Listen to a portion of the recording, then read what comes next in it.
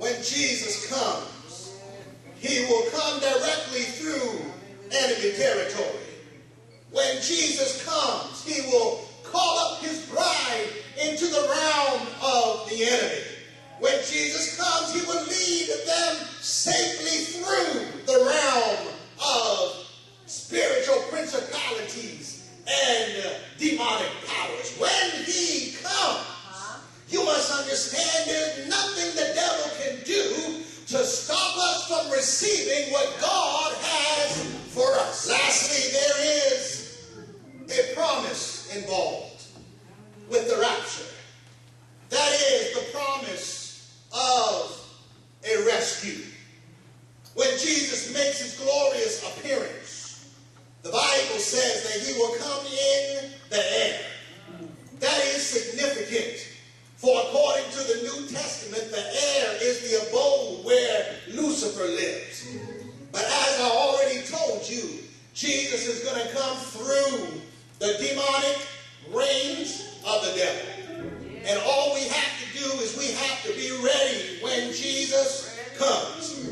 As a matter of fact, he will take his church out of the world before he allows tribulation to take part of the world.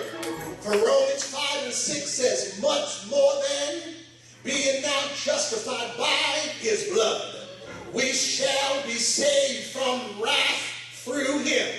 Revelation 4 and 1 says, after this I looked, and behold, a door was opened in heaven. And that the first voice which I heard was as it were a trumpet taking and talking with me, which said, come up hither, and I will show you things that will happen thereafter. We must be rescued from the earth of this world before we can go to the heaven of God's world. There is a promise of reunion. This phrase means that we will be together with them which have already gone on to glory. We all have loved ones who are already on the other side. And I came to let you know, bigger than a Micmac reunion, there is coming a day when we shall see Grandma again. There is coming a day when I shall see my family and my friends again. Oh, what a wonderful day when I get to look at my grandma's face. Oh, what a wonderful day when I get to see Bishop Harrison one more time. I'd like to thank him for teaching me as a little boy. I'd like to thank Grandma for teaching me as a little boy. But I got news for you. There's still somebody else I want to see greater than Grandma. There's still somebody else I want to see greater than Bishop Harrison. For I heard the old timers sing, oh, I want to see him look upon his face.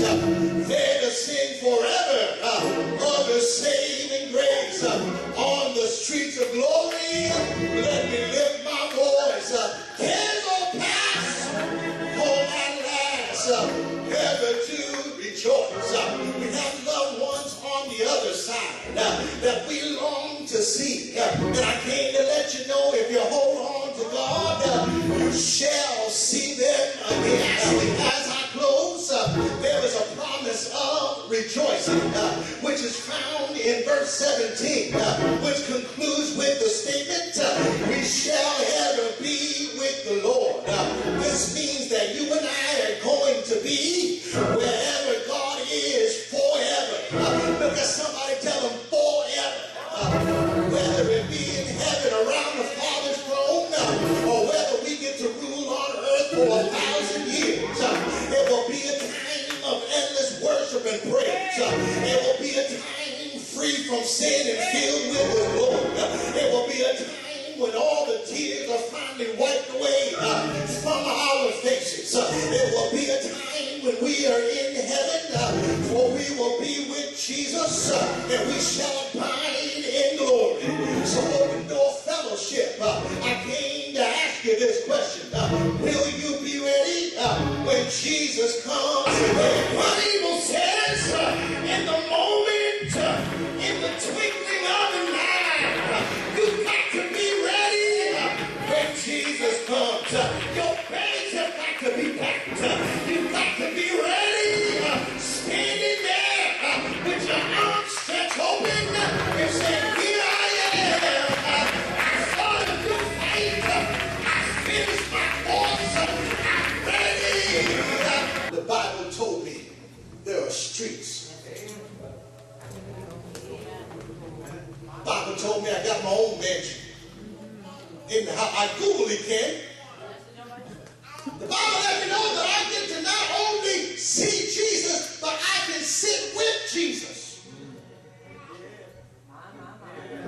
Some of y'all are happy just to get in. I'm not happy just to get in. Sharon, I'm going in to sit beside you. See, I'm like that. You can stand at the gate if you want. God bless you. You got in. Usher the other folk in. You usher me right up to Jesus. Oh, yeah. But at the same time, if you don't go to heaven, there is another place. You can Google that one too. It's called eternal hell. Matter of fact, the Bible calls it the lake of fire. See, let's get this clear. Hell is not the final damnation. Hell is just for those that are going until Jesus' rapture comes. After Jesus' rapture comes and him and Lucifer have fought and Jesus has won, they will be thrown into the lake of fire. Woo, Jesus. There's another place. I'm done. My time's up. There's another place. I just wanted to throw that in there because I want you to be ready. You know what I found out? Ezekiel tells us that the watchman on the tower has a job to do. Yes. Shannon, my job is simply to preach the gospel and tell you about heaven and hell. It is not my job to make you live safe.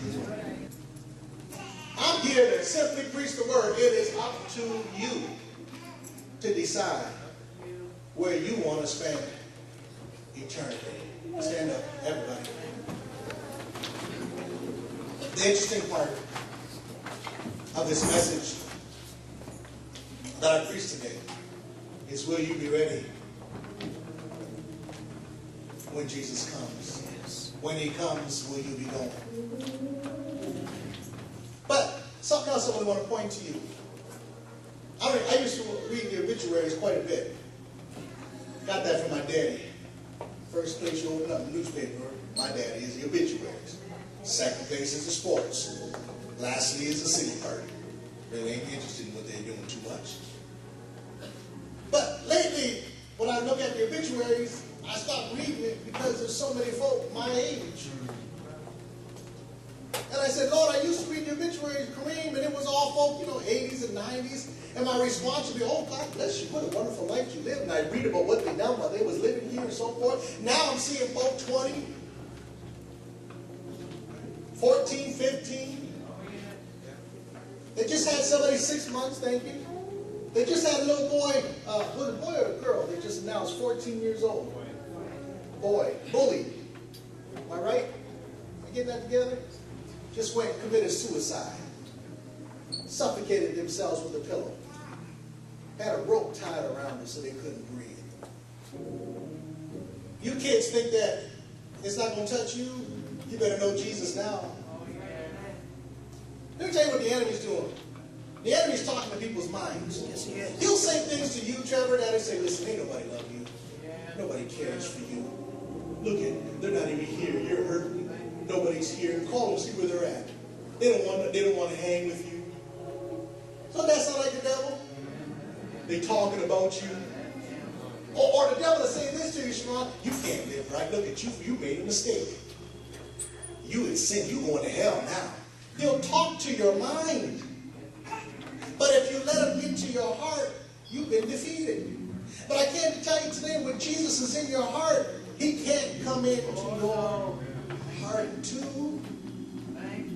Jesus won't dwell in an unclean temple.